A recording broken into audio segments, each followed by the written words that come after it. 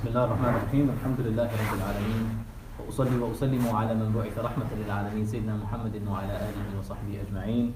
Assalamu alaikum wa rahmatullahi wa barakatuhu. Brothers and sisters, welcome to another installment of Ask an Imam, where you, the listeners at home, ask us, the Imams, officially masjid, any questions that you desire, inshallah, and we will choose whether to answer them or not. Inshallah, we have a discussion about the questions that you guys ask us, inshallah, and hopefully through that platform, through that modality, there is some benefit for you guys at home and for us sitting here as well, inshallah ta'ala. So let's have a look at first Sheikh, how are you doing? Alhamdulillah. Bismillah ar-Rahman ar-Rahim. Wa salatu wa salamu ala ashraf al-mursaleen. Nabiyina Muhammadin wa ala alihi wa sahbihi ajma'in. Assalamu alaikum wa rahmatullahi wa barakatuh. Alhamdulillah, we are well considering the situation we are living through. I wanted to remind ourselves of a hadith of Rasulullah where he said that two people will not learn. One is the person who is too proud to ask, and the second is the person who is too shy to ask. So we need to strike a balance right in between, inshallah tabarak wa ta'ala. You can ask any questions. I usually say this: you can ask any question you want. Just don't expect an answer for any question. Inshallah. If we have the answer, absolutely. If we don't, then perhaps we can go away and come back with an answer. I'll just tell you that your question is not. So you just didn't cut it. Better go home and come up with a better question.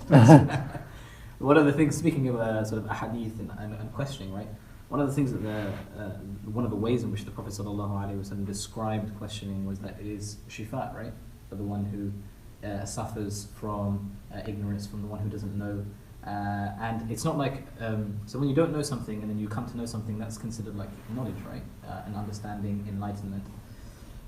Those are all the words that we use in the English language, but the way the Prophet ﷺ used it was he used the word shifa, which means to be cured of some form of ailment.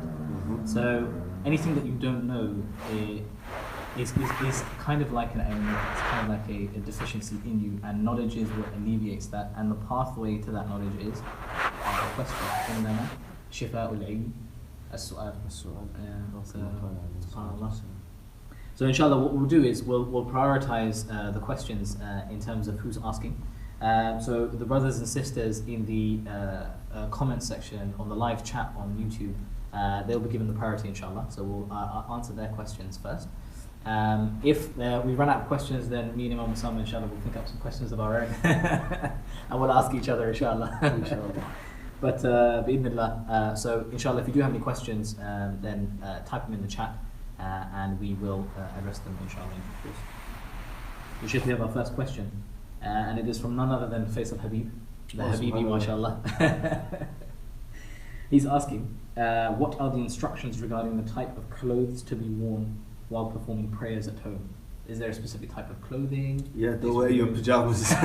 Don't pray in your pajamas. It's got to be, as part of that. I understand the question, because obviously when you're home, you can be like sort of lounge wear, quite relaxed and stuff. And obviously, salah requires a certain level of adab, even though there's no prescribed. So there is the basic requirement, which is that you are wearing something that is pure, free from any najasa, whether and that it covers your satar. This is the basic for salah to be accepted by Allah subhanahu wa ta'ala. So for a man, for those at home, what is satar? So for the man, from the belly button to the knee, and for the woman, her entire body except for her hands, and there is obviously the difference of opinion about feet.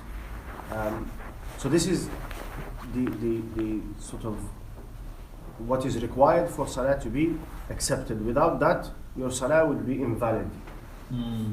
However, when a person is aware that in salah they are standing before Allah Azza wa Jal, who is the great king of the creation, ulama say that a person should adorn themselves with appropriate clothing. Right? So one should wear something that they would generally receive guests with, right? Or something that they would go out with and meet people with, and not something that is, like you said, lounge wear. Something presentable, something that they'd like to be seen in. And there's no harm for it to be underneath. It can just be covered. So if a person has a robe or a thobe that they wear on top, that's enough. And it's part of glorification of Allah subhanahu wa ta'ala. Allah Azza wa Jal says, وَمَنْ يَعْظِمْ شَعَائِرَ اللَّهِ فَإِنَّهَا مِنْ تَقْوَى الْقُلُوبِ. Right?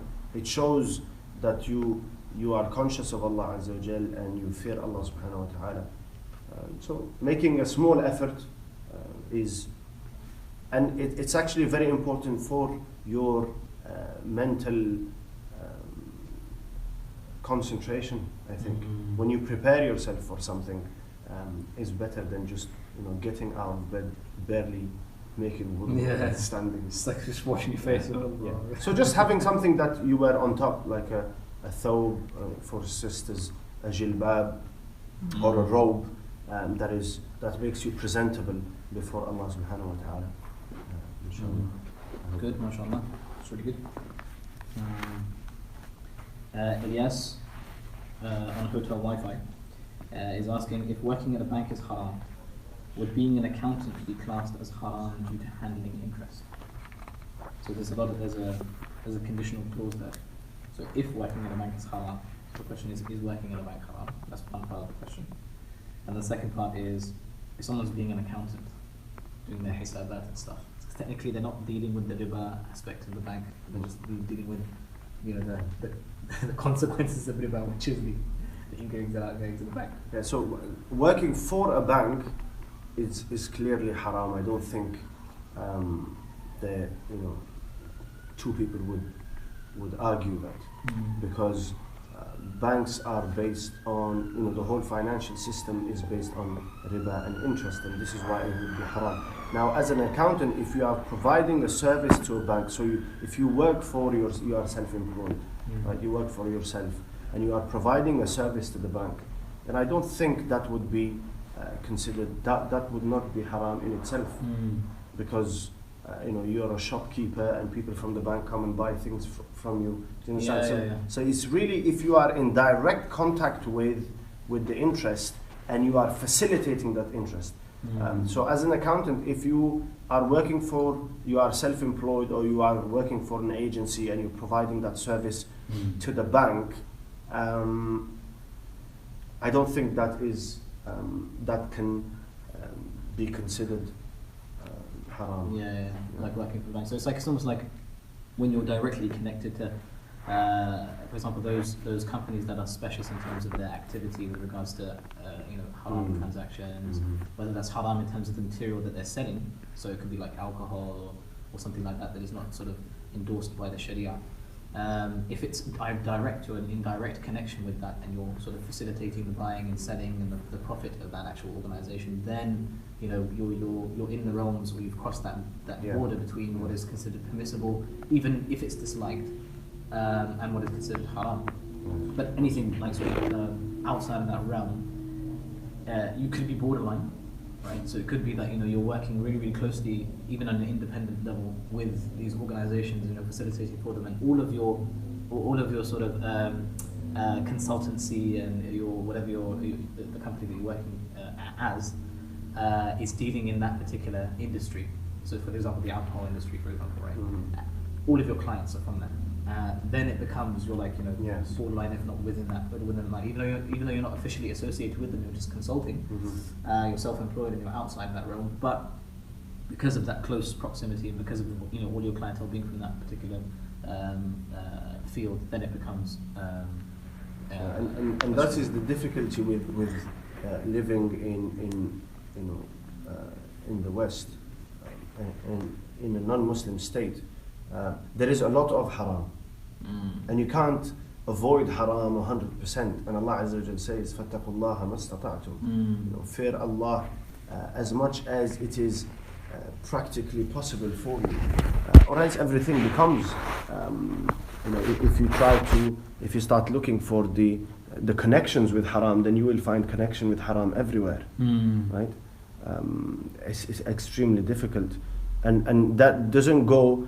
It goes very simple. Jobs include haram, and as you climb up, I think in all sort of walks of life, there is going to be some sort of haram. Yeah. What you need to ensure is that you are not facilitating yourself haram, right? So you're not facilitating it, physically facilitating it yourself, and the majority of your work is not based on that. Then inshallah tabaraka wa ta'ala, it's like as Sheikh Hamid said, that something can be makruh, or you can be encouraged to look for another way of earning a living, but you cannot determine something to be haram unless a person is directly involved in the case of interest in providing the interest. So the person who is providing it, the person who is recording it, but here recording it, it's so the accountant is not really recording the interest. He's acknowledging that there are transactions with interest, and he's making summing up whatever the accounts are for that particular organization. It can get very messy in these sorts of situations, isn't it? Because there's so much level of detail, and because I think in modern economies now, you're working as part of a conglomerate as opposed to just individual. Yeah, so a bank does so many different things. It has so many different auxiliaries. It's not just here's some money and you owe me more money back. It doesn't work like that anymore. So I think the more bogged down you get into the details, the more difficult it becomes to just sort of give you a blanket answer where it's like, no, this is halal and this is haram, and this element of it is halal, but this element of it is haram. It's like, okay, what do? I can't split up those two different things and stuff. So it's basically فَمَنِ اتَّقَى الشُّبُهَاتِ فَقَدْ اسْتَبْرَأَ لِدِينِهِ. Absolutely. Right? So it becomes when it becomes like that, where there is such a mixture of questionable activity and halal activity. It's in that instance, and there's no way for you to separate those two. In that instance, you just have to do whatever you can to free yourself from anything that is questionable, and istighfar for the things that you can't actually get out of. Absolutely. And that is probably the safest course of action. And this is the meaning of deen being easy. It means that it is practical, and if you look at and these questions are all over the internet, fatawa centers and what have you. People are always concerned about their income and how there may be some haram aspect in it, and jazakumullah khair, and the muftis and ulama are very practical in this. Even in the cases where there is some contact with haram, they will advise and say, look, try to find an alternative, and for the time being that is permissible, because they know that it's almost impossible for a person to stay away from haram completely in this environment. But Shaykh, a very important dua that if we are able to memorize it and include it in our daily du'as, Allahumma kfini bihalalika an haramik wa aghnini bifadlika amman siwak. This is a very important dua that we are asking Allah subhanahu wa ta'ala to grant us halal and to protect us from haram. Allahumma kfini bihalalika an haramik, that Ya Allah, fulfill my needs through you halal, staying away from what you have made haram. Wa aghnini bifadlika amman siwak, and fulfill my needs. Or sort of grant me contentment. Yes, contentment, richness, fulfillment of need, bifadlika, through your blessing, amman siwak, so that I do not turn to others.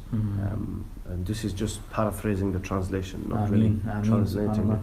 Yeah, no, that's a beautiful dua, So inshallah, so that's navigating that is always difficult, but the one who wants Allah subhanahu wa ta'ala through those things they'll find him. Inshallah. And if they have that mindset, inshallah, then they'll be able to navigate through that, through the mess that's out there. Okay, N has a question. Assalamu alaikum. Wa alaikum salam. If it's raining and the time for Maghrib Salah is ending, is it allowable for a woman to pray in the car sitting, or she must pray outside in the rain in the street? So I can picture this scenario. You're driving, you just come from Tesco's, it's going to take you a while to get home because it's about 20 minutes away. Maghrib comes and it's kind of like the end time of Maghrib. If you don't pray it now, you're going to go into Qada, and it's raining out. Do I pray in the car sitting down? Do I pray outside, or is there an alternative scenario that we can look into? Well, first and foremost is that the believers' focus should always be on salah, right? Whenever you're taking anything on, you are about to set off on a journey, go shopping, whatever it is. You have a meeting. No matter what you are doing, you should always think about salah and make preparations for salah. But yes, there will be times where you stuck in traffic, you did not expect to be in that situation. And in relation to this question, it really depends on your sort of strength of iman and how much you're willing to sacrifice. Real. Subhanallah. So there is, Sharia will sort of say, okay, if you are in that situation, you would pray sitting down in your car. However, that salah would have to be repeated, right? Because you do not have a sort of a strong, valid excuse for praying. There's no physical sort of reason why you have to pray. Because it's prerequisites, isn't it? So the person who is able to stand is not allowed to pray sitting down. The person who is able to pray sitting down is not allowed to pray lying down. And if any of those are taken when the former has the ability to do it, so if the person who has the ability to stand ends up praying sitting down or leaning on something or something like that, then their salah becomes nullified and they have to pray it again. Yeah, and basically when you are still within a salah time, nobody in their right mind will tell you, well, just let that time pass and pray qada later, because there is a time for the worship of Allah Azza wa Jal. It is a prescribed time. You can still make it, do it in whichever way it is possible for you. So in this case, the sister sits in the car and offers salah, but then she has to repeat it because she hasn't fulfilled the conditions of salah to be accepted. But we hope that inshallah Azza wa Jal, Allah Azza wa Jal will accept that, and she will not be held sort of accountable for allowing salah to go into qada. But if what about the salatayn al-mushtarikatain? Yeah, this is really if you go into our madhab, the madhab of Imam Malik and perhaps Imam Shafi'i, but for example the Hanafi madhab would not allow you to combine salawat. So Allahu Akbar. So this is a bit of a technicality in fiqh, isn't it? Yeah. So if you are if you follow madhab, or in your practice you generally are permitted to combine salah, that is an option. That at the time you are approaching the beginning of Isha, you are in Maghrib, you make intention that inshallah due to whatever circumstance I am in, I will combine Maghrib and Isha in the time of Isha, and that would be perfectly acceptable. But that is if you are are of a madhab that allows combining. However, if that sister was to sort of park somewhere and come out and offer salah standing in the rain, nobody can fault that. You can't say this is extreme in any way, because Sahaba radiallahu anhu, we have to understand this. Sahaba radiallahu anhu majma'in prayed in on the sand. Yeah, and extreme circumstances, and it's really about iman. And Rasulullah sallallahu alaihi wasallam did not. The story that comes to mind, the Sahabi who was Rasulullah sallallahu was on an expedition, and a Sahabi was supervising, right, night guard duty, whilst the rest were asleep, and he was shot with an arrow and he removed it, continued his salah. The second removed it, continued with salah. The third removed it, continued with salah. And then eventually when he finished his salah, he woke his partner up. And when he saw him in that state, he said, why didn't you wake me up before? He said, the enjoyment I was feeling in reciting, and I think he was reciting Surah Al-Kahf, which means that he went on for a very long time offering salah in that state. He said, I could not stop and cut the recitation of the surah, and I have only shortened my salah out of fear that the enemy would get closer and harm the army of Rasulullah sallallahu alaihi wasallam. And Rasulullah did not fault him for that. So if a person has that strength of iman and they are able to endure a little bit of pain or make a little bit of sacrifice to offer the salah as it is due, then there will be great reward for that. But it is not compulsory. So it shouldn't be forced. They shouldn't be blamed. Yeah, absolutely. If they don't. Okay, that's good. So plenty of ways out, inshallah, for you there. Another question from Faisal Habib. So Habibi, mashallah, his mind is ticking on a Saturday afternoon. Allahu Akbar. Can one pray tahajjud if one has already prayed witr prayer before going to sleep? So this comes from the general understanding and even the words of the Prophet sallallahu alaihi wasallam. Yes. The akhir salah, the last prayer that one should pray is the witr prayer. So if that's the last prayer that the Prophet sallallahu alaihi wasallam prayed, should there be any prayer after that? And if there is, what is the hukm of that? Well, I think the guidance of Rasulullah sallallahu alaihi wasallam was different for different individuals. So for some Sahaba radiallahu anhum, Rasulullah sallallahu alaihi wasallam advised them that do not go to bed, and this is the general advice: do not go to bed unless you have offered witr, right? So pray witr before you go to sleep. This is for the general people who don't offer much. Who don't regularly wake up for tahajjud. But for a person who regularly wakes up for tahajjud, and what I mean by regularly, they've been doing it for 6 months at least, right? And they generally don't miss it. Maybe they miss 1 or 2 in a week, but the rest of the time they offer their tahajjud. We ask Allah to make us amongst those. It's levels shit, right? So it's almost like, let me find out if I can actually pray witr later, or I can pray something after witr, and it's like I don't even wake up for tahajjud. Exactly. It doesn't even matter to me. Inshallah, we just get the reward of tahajjud by praying Isha and Fajr in Jama'ah. Inshallah. So it really depends on the person. If a person is regular in offering their tahajjud, then they should delay their witr after tahajjud. If a person is not regular, then they should offer their witr before they go to bed, and when they wake up for tahajjud salah, they offer tahajjud. They don't have to repeat witr. Their tahajjud is valid and their witr is valid. Witr does not have to be repeated. It is like a farida, it's a wajib, sunnah muakkada according to some. So once it has been offered, it cannot be repeated. There's no explicit prohibition of praying after witr, is there? No, absolutely not. No, so it's a recommendation that witr should come at the end of that day's prayers. So this falls into the there's 5 different ahkam of the sharia, right? So there's haram, there is makruh, there is mubah, there is mandub or mustahab, and then there is wajib, right? So that's the spectrum.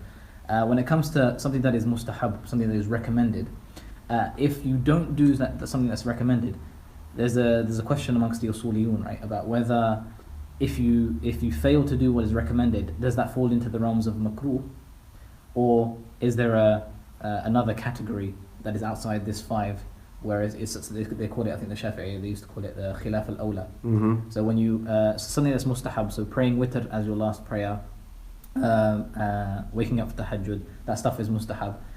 It's encouraged, it's recommended. The Prophet ﷺ, he encouraged all of his Sahaba to do it. He himself worked hard to do it.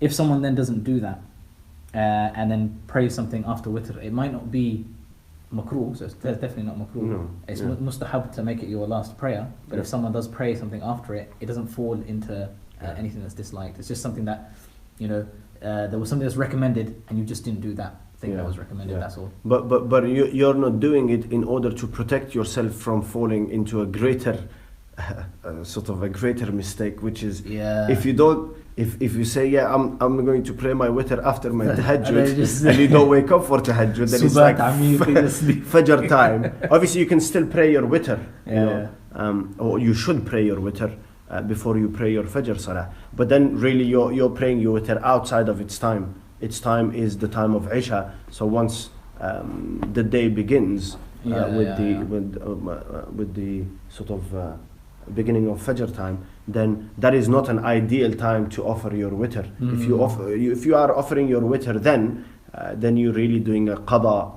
of witr and not really outside of his time. Absolutely. I was subhanAllah, even when we were a lot younger, there was a group of brothers, mashallah, they had really, really good intentions to pray tahajjud every single night, right? But every single night they failed, right? Never woke up. But as a result, they never prayed their witr, right? They would always say that, no, I'm going to pray my witr after my tahajjud, and they'll go to sleep and they wake up with the adhan of fajr, right? So it's almost like every single morning they're praying their 2 rak'ah of fajr, then they're praying another couple of rak'ah of witr. So it's important not to get into that habit, be realistic with yourself, be truthful to yourself. If you're able to do it, wicked. If you're not able to do it, it's cool, Offer a few rak'at after Salatul Isha, because really tahajjud is any salah that is offered after Isha, nafila, is considered as tahajjud. Begin with that, a few rak'at. But one of the, somebody complained to one of the salihin and said, Ya Shaykh, I make intention all the time to wake up for tahajjud, but I just can't wake up. So he said, it is your sins that have overburdened you. This is why you are not able. Because really waking up for tahajjud is a gift from Allah subhanahu wa ta'ala that is granted.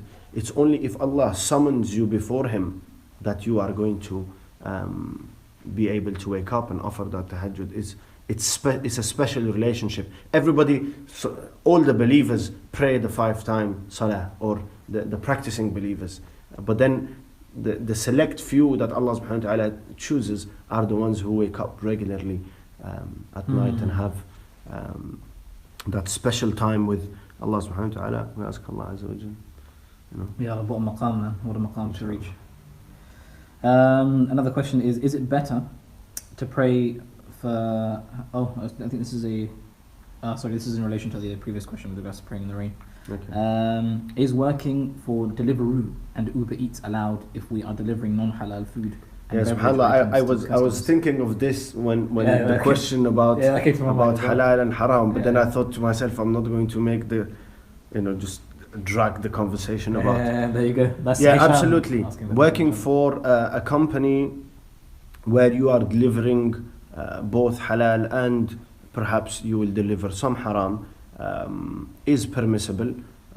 However, there are sort of different ahkam for different organizations, right? If you are able to see and choose the orders that you pick, then you should avoid anything that has alcohol and anything that has swine, right? Or pork. Any order that has these two, if you can pick and choose the orders. If you can't really, and I think in most cases you don't really know until you have accepted the order, then you know what the order is.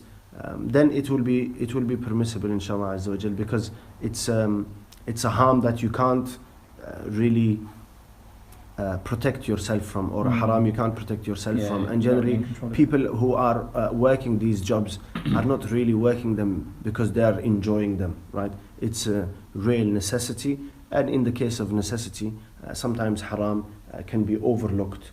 But again, as we said before, اتقوا الله ما استطعتم, that try to protect yourself from haram as much as it is possible. And if it is not possible, then we ask Allah subhanahu wa ta'ala for forgiveness, and hopefully it will be so it's really about what is if the majority of the products that you are delivering is not haram.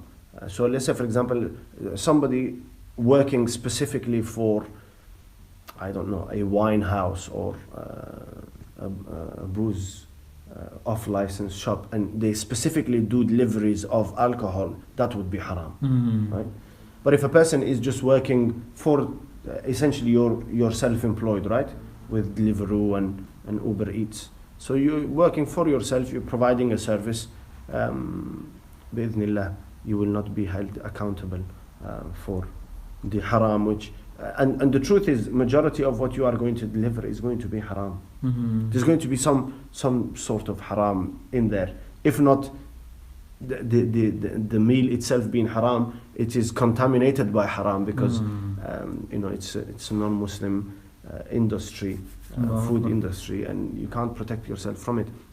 But as we said, because it is a dire necessity, and people generally working jobs such as food delivery are not, they are doing it out of necessity. So bi'idhnillah, there's no harm in that. Keeping in mind that we fear Allah as much as it is possible and stay away from haram as much as it is possible. Really difficult landscape out there, isn't it? Absolutely, yeah. Think about it, navigating through it. But that's what essentially that's what life is. You're always going to get, no matter what field you work in, you're always going to get challenges in it where you're battling and balancing between your deen, what is permissible, what is impermissible, and you're navigating through that. The one who is whose goal and his ultimate intention is to get close to Allah subhanahu wa ta'ala, achieve the pleasure and love of Allah subhanahu wa ta'ala, that person is the one who is successful, right, in his endeavors. No matter what field he's in, right? He can be working in the masjid but still be faced with these challenges, right? So that's what it's all about, guys. Your intentions and your efforts and your actions. And what's also important to add to that is that Allah deals with a person according to their expectations, right? So, let's say, for example, I am faced with, the option, I am in dire necessity, I have the option of earning, but this is, it has a little bit of haram in it, but I have no other choice, and I have a family to feed, and that is an obligation. So, if I'm not working, I'm not fulfilling my responsibility. So I say, what, Sharia allows it, I go to a mufti, the mufti is, or a scholar, and he says, it's okay for you to do it. However, you should try to find an alternative. So I can just take that and carry on working the same job for 5 years, right?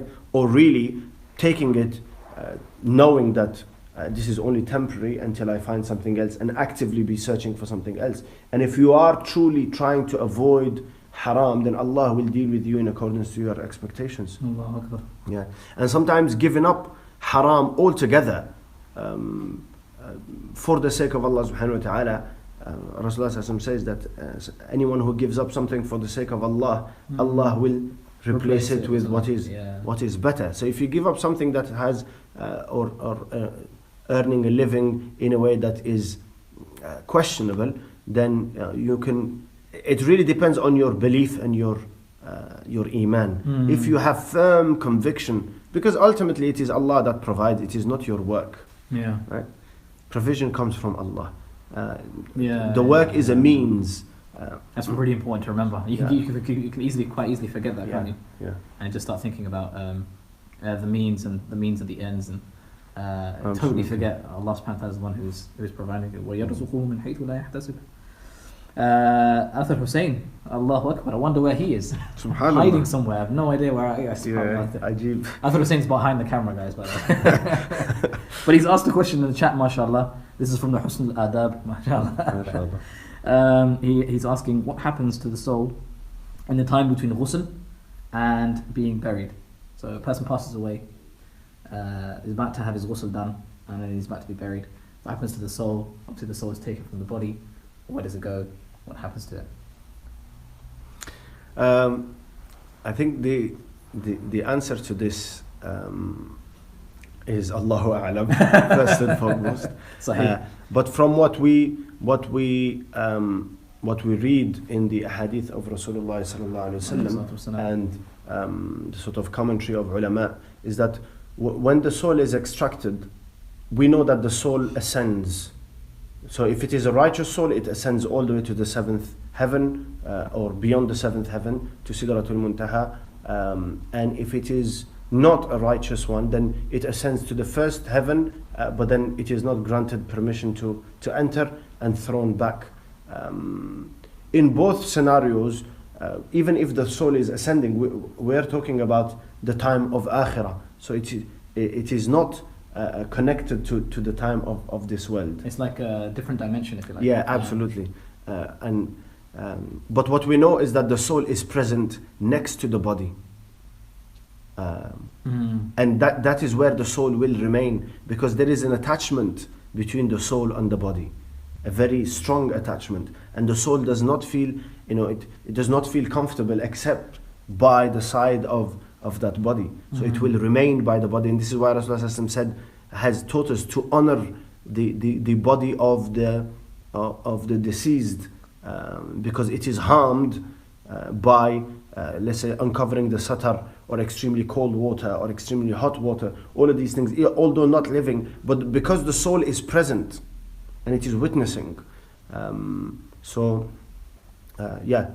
It is present, and then next to the body, how, Allahu A'lam, we don't know that, because we do not know the form of the soul actually. Allah Azza wa Jal says, قُلِ الرُّوحُ مِنْ أَمْرِ رَبِّي, that the soul is a matter that belongs to Allah subhanahu wa ta'ala, and He hasn't given us much details about it. But it remains with or next to the body, and according to some ulama, that when the body is shrouded, then the soul slips between the shroud and the body, because it is not permitted to go back into the body, right?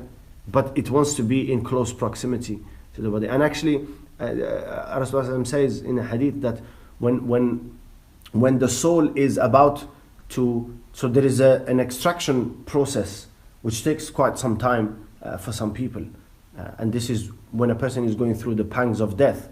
Their soul is being extracted. It doesn't just come out easily. So as the soul is about to leave the body, there's a conversation between the soul and the body. Allahu Akbar. That the righteous soul actually says to the body, I forget the wording now, but something along the lines that thanking the body for having supported the soul in doing the good deeds and being quick in fulfilling, because it is the soul that intends, but then the body has to do the work. So thanking the body for being readily available to fulfill the intentions of that soul in pleasing Allah subhanahu wa ta'ala in different acts of worship. So there's really a strong connection, and because of that we know that the soul remains next to the body throughout, actually, until ila yawmi yub'athun, until people are resurrected. Allahu Akbar. Subhanallah. The affairs of the akhirah is something that boggles the mind. Absolutely. And it's amazing, mashallah, about what happens there. And always something to consider whilst doing, and that connection between the ruh and the jasad, and the fact that the ruh is the one that's going to ascend to the heavens, and that whole concept of thanking and then blaming if it's and blaming the body and it's going to Jahannam, right? So it's like that connection, and our soul interprets the body's this dunya through the 5 apertures of the senses, right? So you have your sight, your smell, your taste, your touch, and all that sort of stuff. So it's like everything comes in through these 5 avenues, and that's how we interpret the world around us. So it's almost like the ruh is trapped, and when it dies, and then that's when it's released. And that is the case in this dunya. One of the ulama said that in this world it is the body that drives the soul. So the soul is really in a back seat. It's not at the forefront of the life experience. And then in the grave, it is the soul that is being questioned, and it is the soul that is because of the intentions, right? Your soul is basically in charge of your maqasid, right? What you intend to do, what you your belief, and your body is just a tool that goes out and does it, right? So it's like that's one of the reasons why innamal a'malu binniyat, your actions are based on your intentions. Yes. And your intentions is what you're going to be ultimately held accountable for, right? And that is the job of the ruh, and that is the ruh that is going to go up to Allah subhanahu wa ta'ala and be held to account, and so on and so forth. Even though there is a lot of it's kind of like a secondary or tertiary discussion about whether we're going to be resurrected in bodily form, or whether that's just Oh yeah, absolutely. Allah, And this is what this specific scholar says. He says that he says that in this world it is the physical body who's at the forefront of the human experience, and the soul is only in the receiving end, right? So it's not really the soul is not able to have much control on in this physical world. And then in the grave is the other way around, so that the body is dead and the soul is disconnected from the body, but it is the soul that is suffering and at the forefront, and the body is just sort of, and it is only in paradise where the soul and the body have combined sort of at the same level. And this is why the pleasures of paradise and the experience of paradise or the punishment of hellfire is nothing in comparison to this world, because both the soul and the body are experiencing that pleasure, right? Yeah. And like right now I talk about my soul, but I can't really feel my soul. Do you know what I mean? You can't really touch inside yourself and say, oh, so this is my soul. Yeah. Right? But in Akhirah it's a different. That's just I know it's about ghusl and burial, but that's a different level of discussion. Subhanallah. Amazing. Okay, another question is, if you're new to Islam, how do you know which madhab to follow? Allahu Akbar, look at this, man. So this is like, okay, so a little bit of you follow Islam. a little bit of a background. So in fiqh, fiqh is basically, we have the corpus of the Quran and the Sunnah. So we have the text of the Quran in its entirety, 6,236 verses. You have a number of ahadith, statements, actions, affirmations of the Prophet sallallahu alaihi wasallam, that some of them are authentic and mutawatir, that we know for certain that this is what the Prophet sallallahu alaihi wasallam said and did. Some of them are authentic but not doesn't have the same veracity as the mutawatir. So we know that the Prophet sallallahu alaihi wasallam said it.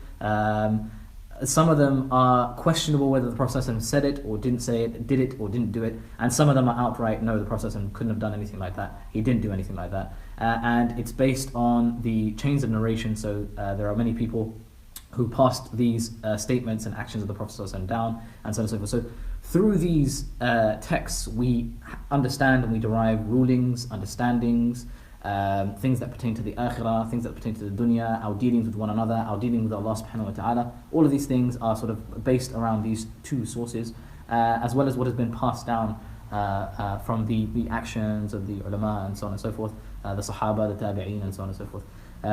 So through that comes a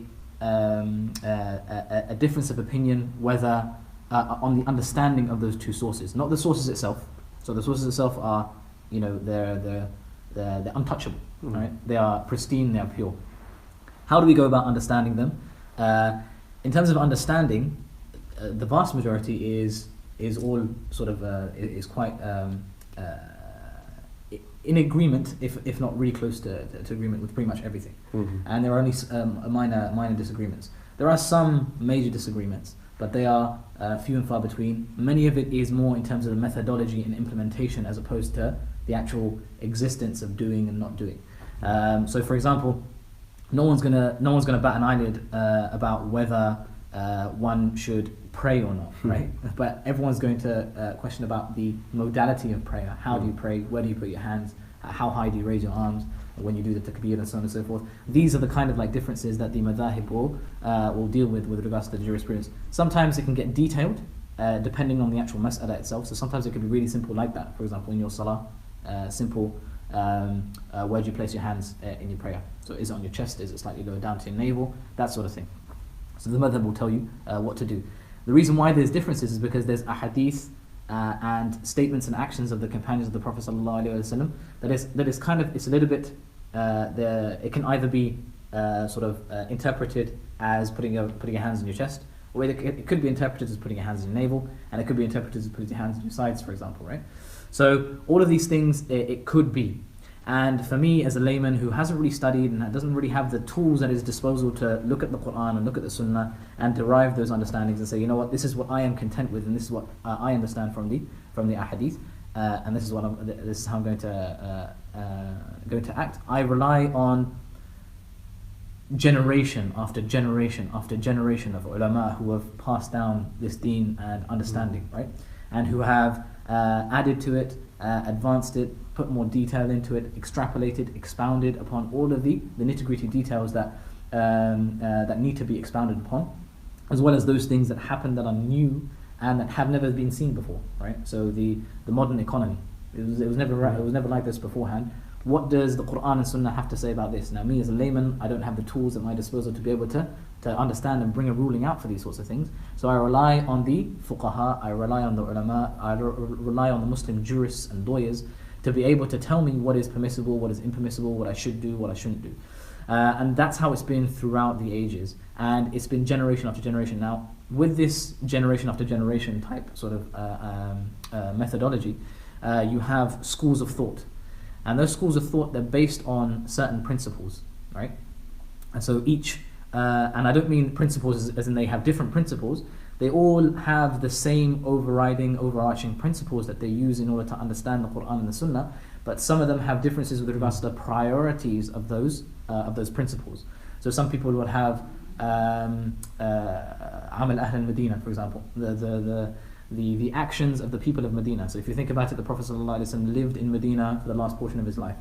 And the people of Medina inherited the actions of the Prophet ﷺ, the actions of Sahaba for generations after that. And so when it came to the people who were recording the fiqh, 100 odd years later, when this stuff was started to be written down with the likes of Imam Malik and those before him, hence the Maliki madhab, that principle takes precedence over some of the other principles, for example, in the Hanafi madhab. So Imam Abu Hanifa was mainly based in Iraq. He had a different sort of priority with regards to the amal of Ahl al-Medina. Was it something that was considered, the actions of the people of Medina, was it considered a proof? Was it considered something that was a principle that we can use in the deen? And if we can use it, does it override some of the things that are, some of the other principles that we can use to understand the Quran and the Sunnah? So this is kind of like a backdrop of the madhahib. Ultimately, in this day and age, there are 4 madhahib that are the most popular, that have been given the most khidmah, the most service, and the most sort of academic, if you like, insight into it. And they've been expounded upon, they've been worked on, and generation after generation of ulama have come, and they have sort of studied and given sort of thought and enlightenment to these 4 different schools. And they are the Maliki, the Hanafi, the Shafi'i, and the Hanbali. Notice how I put the Maliki madhab first, Sheikh. Yeah, we're Maliki through and through. Myself and Imam Hamid. Yeah, so those are the 4. That's a brief sort of like backdrop of what a madhab is. In terms of what you should follow now, like after that, it's quite easy to sort of like to find out which one you got to follow. Follow Imam Malik. It's very difficult to say to advise someone which madhab to follow, because you can't just sit there and say, listen, you need to follow this madhab because this is your It's really about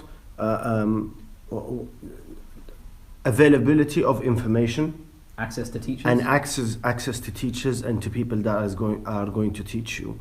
So historically, madhahib had locations, right? So people of Iraq had a specific madhab. You didn't find somebody who's Maliki in the midst of people in Iraq. Everybody was Hanafi because it was Imam Abu Hanifa and his students and the students of his students who taught people. So geographically, the madhahib were sort of had centers and expanded from there. Whereas now, all of the information is available. So whichever is easiest for you to learn and to have a person that you can question, and this takes out the internet, right? You can't say, oh well, you can. Internet is not good. Sheikh Google is not your teacher. is not your teacher. So it's really about availability of information to learn the matters of your deen. And that is generally what we generally say is you go with your local imam, right? Because your local imam is the person that you are going to go to for practical, solutions to your everyday problems and what have you. But don't overly concern yourself with that. whichever school of thought you are following, it is acceptable. If you have reached a point where you are actually learning the matters of deen and you've come to a point where you think you have to make a decision, then look at whom you are learning your deen from practically, and whom you take lessons from, and just follow their way, and inshallah Azza wa Jal, all of it is acceptable. But one funny thing I was thinking about, Sheikh, as you were talking about the madhahib, is certain people, they ask you a question, right? So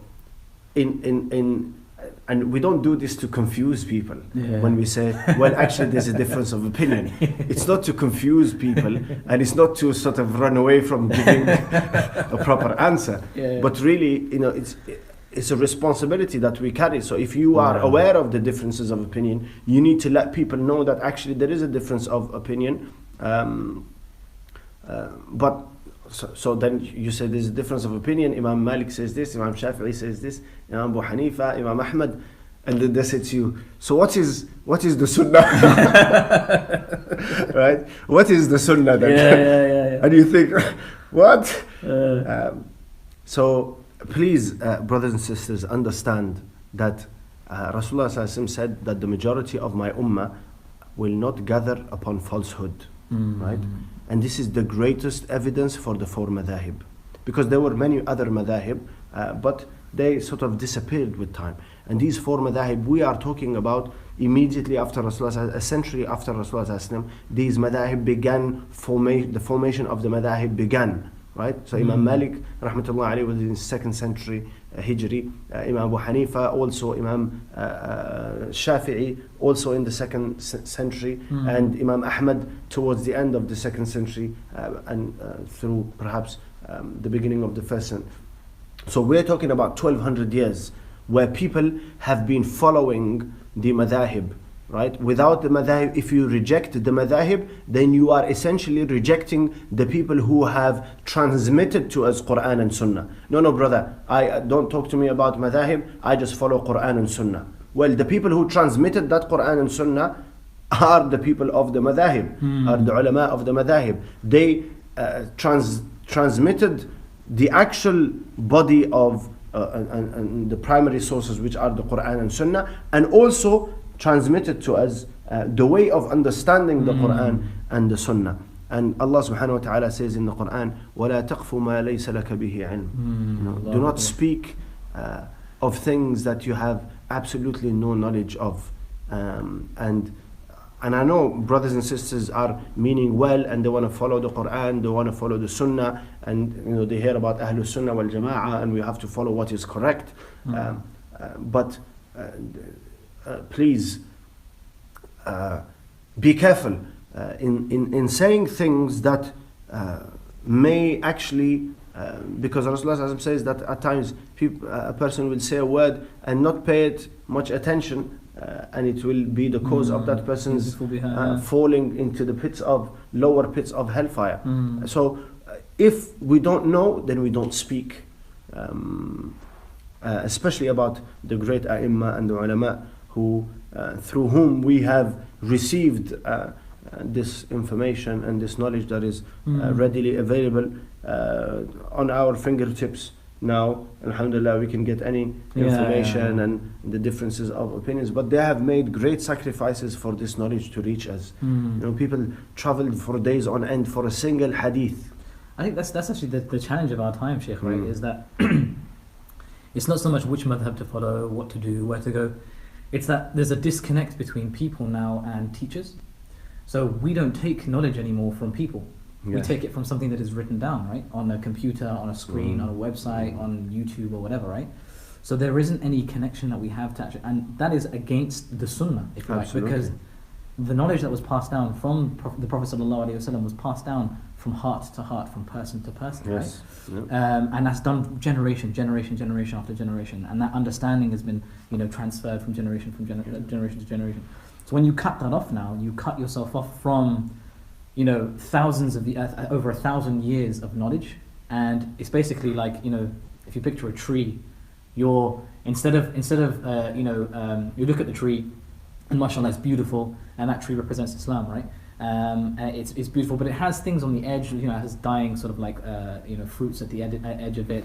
There's branches that are coming out, and they need pruning and they need trimming and stuff like that. So a person looks at that tree and he doesn't say that, okay, these branches here, these masail and fiqh and stuff like that, or these sort of these discussions in aqidah, which are the branches, right? They're not even the core trunk or the roots of Islam. These things need to be pruned, and we don't necessarily need to need these anymore. So let's cut this here and let's cut this here and let's make the tree beautiful. Or not recognizing that those branches that are overarching might seem insignificant to you, but they are actually providing shade. They're providing fruits and other things to a lot of other people, right? Or other creatures. So what they do is they say, let's go to the root of Islam, which is the Quran and the Sunnah. So let's cut this tree down, which embodies the entire generation after generation, over 1,000 years of scholarship, over 1,000 years of ibadah, over 1,000 years of understanding. Let's cut this tree down and let's just go to the root, and that will be our Islam. And it's like that's like a person has a court case, and instead of going to the solicitor, he goes to the library and says, you know what, I'm going to fight my own case, and just goes to the so the information is available, but how do you know where to search, on what tools you actually need to search, and how is it that you understand the Sharia? So what do you do when you have two contradicting statements, or seemingly contradicting? The fact that you can see contradiction, that already tells you that there is lack of knowledge on your part, because Allah and His Messenger don't contradict themselves. So why is there contradiction? Which of the ahadith you take? So it's very easy to sort of say, well, we're going to go to directly to Quran and Sunnah when it comes to do with salah and wudu, because there's now information or collections or books that tell you the hadith about salah and hadith about wudu, and this is how you do it. But how about your nikah, and how about your talaq, and how do you go direct to the Quran and Sunnah in relation to inheritance and in relation to all walks of life, right? What is halal for you to consume, what is haram for you to consume? You spend you're reinventing not one wheel, thousands of wheels. Stick to the madhab, inshallah. And if you don't understand the difference, then practice as you have been taught, and start to enlighten yourself and gain some knowledge to understand what is it that I have been taught, and stick with that until Allah subhanahu wa ta'ala opens the door of knowledge, and you are able, inshallah, to make an informed decision bi'idhnillah. That is not to say it is wajib, compulsory, to follow a madhab, but it is highly recommended in order to protect yourself from the falling into any of these misconceptions, or really following your desire, your desires, right? And taking, because if you take the easiest option every time you are faced with a number of verdicts, if you take the easiest option, then you would have, you're going to come up with something else other than can Islam, you imagine right? the deen that you would have, right? Yeah. So an example of this is Imam Abu Hanifa does not require the woman doesn't actually have to have a wali for her nikah. So no wali in a nikah. So you don't need a wali, okay, right? And Imam Malik says actually you don't have to inform the witnesses. Witnesses don't have to be there. You can tell them later. Okay, so no wali, no witness. Yeah, so you come across somebody you like, and you just do your own nikah. And you can have a deferred mahar. Yeah, and that's it. So no wali, no witnesses, no mahar. But you're married. And you're still within the madhab. Yeah. So you have to be extremely careful that actually, and the question is, why has Allah done this? Why didn't He just make it easy? This is how you pray, this is how you do things. No. Okay. So it has two folds. There's two folds to the answer of this question. Number one is that Allah wants for us to make an effort, right? And He wants to reward us for that effort.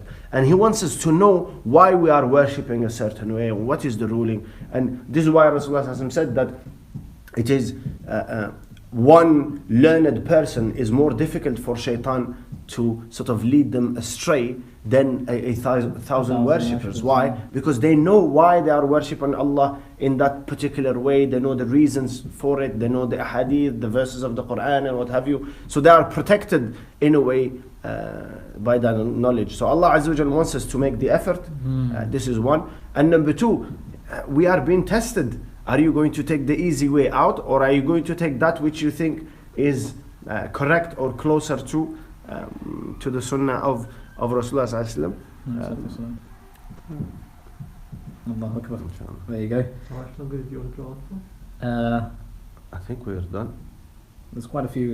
Is there? Just maybe two Yeah, questions. One about the vaccine. Yeah, we'll try and skim through it, inshallah, as quickly as possible. So, yeah, there's a question about the vaccine. What advice do you have for people who question if the COVID vaccine is halal? Inshallah, we'll do a segment on the vaccine and COVID and stuff like that. Inshallah. Alternative, but essentially, you just say Allahu A'lam.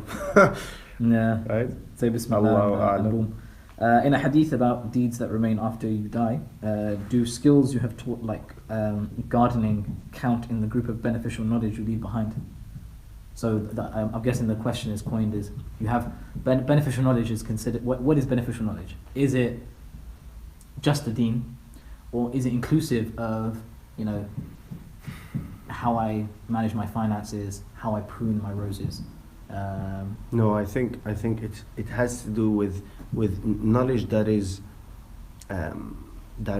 directly affecting the purpose of mankind, I think. Yeah. So when Rasulullah says "ilmun yuntafa'u bih," it is really a knowledge. Or else, everyone is passing on knowledge, right? We are all passing. So there'd be it make no sense that Rasulullah would sort of say, make this a speciality of a person dying, because everybody has taught someone something, right? I taught my daughter to do this, you taught your son to do that, and so on and so forth. So I don't think this is what Rasulullah means, but rather it is a knowledge that is related to the deen of Allah Azza wa Jal. So, for example, teaching somebody salah, teaching somebody recitation of a surah, and also if you taught somebody a trade or something through which they will worship Allah Azza wa Jal, earn halal living and what have you, that may be included.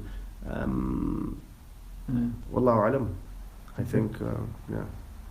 All right. Mahir Constantine. Allahu Akbar. Mahir is in the house, Sheikh. Subhanallah. Salaam alaikum, Mahir. MashaAllah, Mahir. إنهم يراك هو وقبيله من حيث لا ترون. Yeah, mashallah. All right. Is investing into index funds like S&P stocks haram? Since some stocks include McDonald's, etc. Also advised on Islamic investing. What will be considered halal investing? This is quite an extensive Where is Zishan? Wahid Invest. Wahid Invest. Right. No advertising here, guys. Yeah, no advertising. But inshallah, I think we can. That's quite a technical one. Inshallah, we'll leave that one for next week. Bi'idhnillah. We'll discuss that in a little bit more detail. Mahir, inshallah, next week. Bi'idhnillahi ta'ala. That was actually Nadia asking that question. We've got Zubair. When will the mosque open again? That is a question. Subhanallah. So obviously we're reviewing it weekly, inshallah, and we're gonna sort of have a look. Obviously, one of the reasons why we closed was because a lot of brothers who came to the masjid and who helped the masjid and were an integral part of the masjid running, they actually got contracted the virus. So it became a situation that was very, very dangerous. We explained that last week as well as to the reasons why we closed. So give it a week or two, inshallah, just for things to calm down and the numbers in the vicinity and the area to sort of calm down. We know the virus is spreading amongst the community, so the last thing that we want is for the brothers to come to the masjid and get it here. Yeah, not only that, we're still at the peak, right? They're saying we haven't started going down yet. So the effects of people getting together in the winter holidays and over New Year and what have you are still being sort of felt now. Hopefully, in a week or two, things are going to start. Hopefully, the numbers will start decreasing and falling, and then we can consider, bi'idhnillahi ta'ala, reopening the masjid and its services to the community. Inshallah. So yes, bi'idhnillah, soon is the answer to that question, I think. I think we'll take one more, Sheikh. I think the rest is Mahir sending Mahir sending us ayat of Quran. Mashallah, giving us some advice. So one of the questions is justice, ihsan, and patience. This is relating to your khutbah bayan, the Jummah bayan that you gave yesterday. Where do we draw the line between patience and letting angels speak on our behalf and actively standing up against oppressors? So there was a segment in your bayan where you spoke about someone who's doing you wrong. You stay quiet. I think it was the story of Abu Bakr when he was sitting in that gathering. The Prophet ﷺ got up as soon as he started to respond to the abuse that he was getting. So where do you draw the line between accepting that, saying it, and the angel speaking on your behalf? The line is really dependent on the person and the person's iman.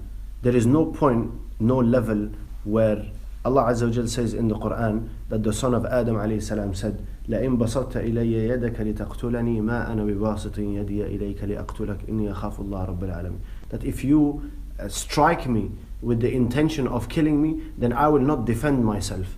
And Allah Azza wa Jal, actually praised this person who is willing to, and actually ulama say that the righteous son of Adam alayhi salam, Habil, was much stronger than Qabil, but he refused to defend himself. Why? Because in doing that he would be fighting his brother.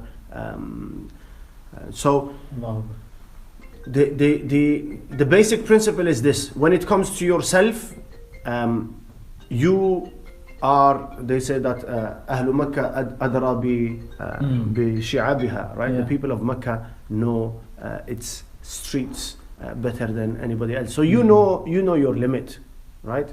Allah Azza wa Jal does not put a limit to how much you endure. He just says that if you endure for His sake, then He guarantees two things. Number one, you are rewarded for your patience, and number two, that Allah Azza wa Jal takes revenge for you. Right? Where we are not permitted is when we see somebody else, right? Then you don't have the option of being patient, right? So somebody else's right is being taken away, somebody else is being oppressed. Then you have an obligation. Rasulullah makes it an obligation that you should stop the oppressor. Right? In your case, yourself, you can sacrifice yourself. You can't sacrifice others. Right? So when the matter is with you individually, let's say for example, you have a Muslim state and you have a non-Muslim army attacking. They can't just say, "Oh, we're going to face the oppression with patience." No, you have a responsibility to defend your state. Right? You have a responsibility to defend your family. It's only in yourself. You can only sacrifice for your self, your honor, your physical self, and the limit to it is really how much you can take for the sake of Allah subhanahu wa ta'ala. And we saw that Rasulullah sallallahu alaihi wasallam, people insulted him, they stoned him, beat him, attempted to kill him. And Rasulullah sallallahu alaihi wasallam, Aisha radiallahu anha says that Rasulullah sallallahu alaihi wasallam never took vengeance for himself, qat, ever. He would only punish if the commands of Allah subhanahu wa ta'ala were broken. And obviously when he was being insulted and stoned, these are the commands of Allah being broken, because the command of Allah is obey the messenger, honor the messenger, respect and support the messenger. But when it was connected to himself, then he was just being patient. But it really is connected to your iman, right? So if you have firm belief that by being patient, and one thing is, you shouldn't be patient and because things don't go your way, then you get angry with Allah subhanahu wa ta'ala. And you get angry with Sharia and you say, well, I was trying to be patient and look what's happened. Right? So you know your limit, inshallah azza wa jal. And perhaps the human experience or the benefit of the human experience is that you will face similar situations time and time again. Try to be a little bit more patient every time. Wallahu alam. MashaAllah. I think that's a good point to conclude. MashaAllah. If there is a question that we haven't answered, please forgive us. And inshallah we'll try and address it next week. Bi'idhnillah. There are a couple of questions on there that we said that we're going to address in the following weeks. I hope, inshallah, that was beneficial for you guys. I know I benefited a lot. Alhamdulillah. And it's always a pleasure, if not to see you, then to certainly hear from you and to speak to you, mashallah. And we hope that inshallah you will join us again next week for another installment of بإذن الله Mosque تعالى. Imam, inshallah ta'ala. Jazakumullah khair. Assalamu alaikum wa rahmatullahi wa barakatuh. السلام عليكم ورحمة الله.